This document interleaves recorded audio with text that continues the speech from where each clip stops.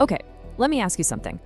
What if I told you that one of the biggest country songs in America right now, a track that literally topped the Billboard charts, wasn't written or performed by a human at all? It sounds like science fiction, right? Well, let's pull back the curtain on this strange new world of music and see what's really going on.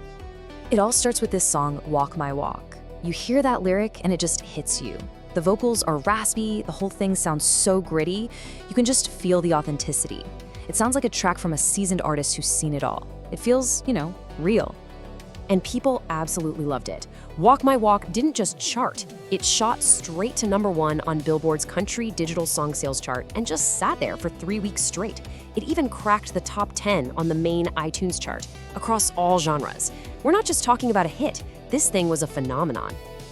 So, the natural question is, who is this mystery artist, Breaking Rust? The name alone sounds like some cool, undiscovered band you'd find playing in a smoky bar somewhere. But the truth? Well, the truth is way, way stranger than you could possibly imagine. Here's the reveal. Breaking Rust isn't a person. It's not a band, it's an AI creation, dreamed up by a guy named Abier Rivaldo Taylor. And with over 2.3 million monthly listeners on Spotify and millions of streams, Breaking Rust is forcing all of us to completely rethink what it even means to be an artist today. Now, you might be thinking, okay, that's one weird fluke, but Breaking Rust isn't an isolated case. Nope, it's really just the tip of a massive, and I mean massive, iceberg. We are watching, in real time, the birth of an entire AI hit-making factory that's just flooding our streaming platforms. And when I say flooding, I mean it. A recent study from the streaming service Deezer estimates that around 50,000 AI-generated songs are uploaded to their platform every single day. That's a tidal wave of new music, and more than a third of it isn't human. And here's the kicker. It's not just about quantity. The same study found that a staggering 97% of people could not tell the difference between music made by AI and music made by humans. Think about that. The line between human creativity and machine creativity isn't just blurring, it's practically disappearing. So how is this happening on such a huge scale? Well, it's all about this new pipeline, and it's shockingly simple. Step 1, creation. Anyone, and I mean anyone, can use an app like Suno to make a full song just by typing in a few words. Step 2, distribution. They use a service like DistroKid to upload it everywhere. And step 3, virality. From there, it's out in the wild, ready to blow up on Spotify, YouTube, and TikTok. And this isn't just a country music thing, not by a long shot. It is happening in every genre imaginable. You've got Breaking Rust, of course, but then there's Zania Monet, an AI R&B singer who landed a $3 million record deal and hit #1. There was even an AI-generated political anthem from the Netherlands that topped Spotify's global viral chart. It's everywhere. So, as you can imagine, this has kicked up a huge debate. On one side, people are asking, is this technology finally democratizing creativity, giving everyone a voice?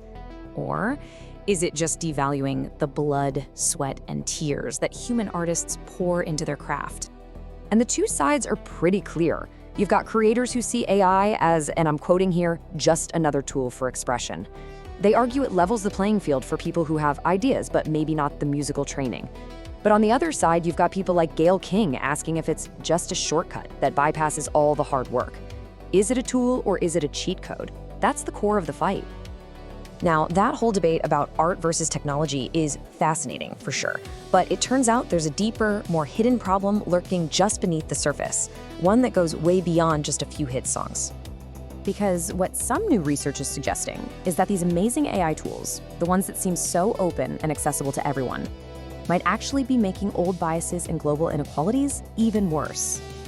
A pretty groundbreaking research paper called Bias Beyond Borders really dug into this. And what they found is a huge, unexpected side effect of this AI music revolution. These tools that seem so neutral, well, they're not. They're actually reflecting and sometimes even amplifying the inequalities that already exist in the world. So here's the bombshell from their research. These AI models are trained on gigantic data sets of music, right? But that data is overwhelmingly dominated by Western pop and rock. So when you ask the AI to create, say, a traditional African folk song, the quality drops. It struggles with niche, regional styles. And worse, it often just ends up making everything sound like mainstream American pop. the very technology that promised to democratize music might actually be making the whole world sound more and more the same. So where does that leave us? Honestly, we're standing at a brand new frontier for music. It's a place filled with unbelievable potential, but also some really complex, really difficult challenges that we have to figure out. Look, the bottom line is this. The genie is out of the bottle. AI music isn't going anywhere. It's here, and it's already a commercial success. The real question is, how do we handle this new landscape? The conversations we need to have about culture, art, and technology are really just getting started. And that brings us to one last big thought to leave you with.